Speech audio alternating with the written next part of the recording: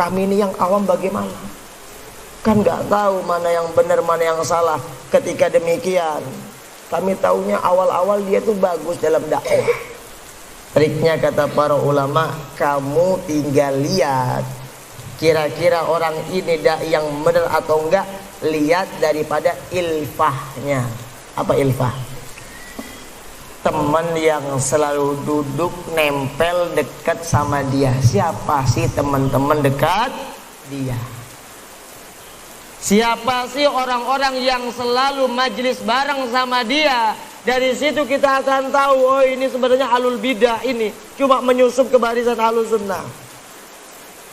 Makanya Imam Al-Auza'i rahimahullah mengatakan, tahu Imam Al-Auza'i, imam dari kalangan tabi'ut tabi'in.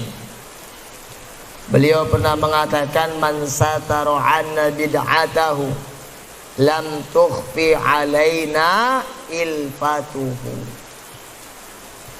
Orang bisa saja dia menyembunyikan bid'ahnya. Bisa saja ahlul bid'ah itu kalau bid'ahnya disembunyikan bisa.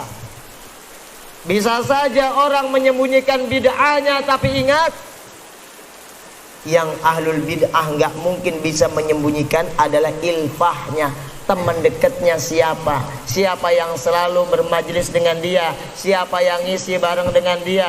Siapa yang selalu keluar masuk dari rumahnya? Dari situ kita tahu, ini hati-hati, ini orang yang bermasalah dari sisi manhaj. Itu triknya untuk kita melihat, untuk kita benar-benar jeli dalam menilai seorang syekh atau seorang dai ahlus sunnah atau bukan ahlus sunnah. Walaupun di awal gak langsung menampakkan bid'ahnya. Di awal yang dia tampakkan adalah materi-materi tentang sunnah, tapi secara umum. Atau dia juga menampakkan peperangan terhadap bid'ah, tapi tahu bid'ah yang audiensnya juga memeranginya.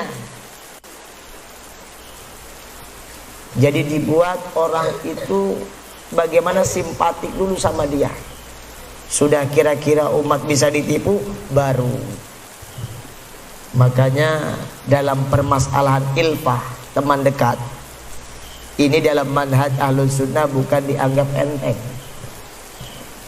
Di zaman dulu ada orang-orang yang dipuji.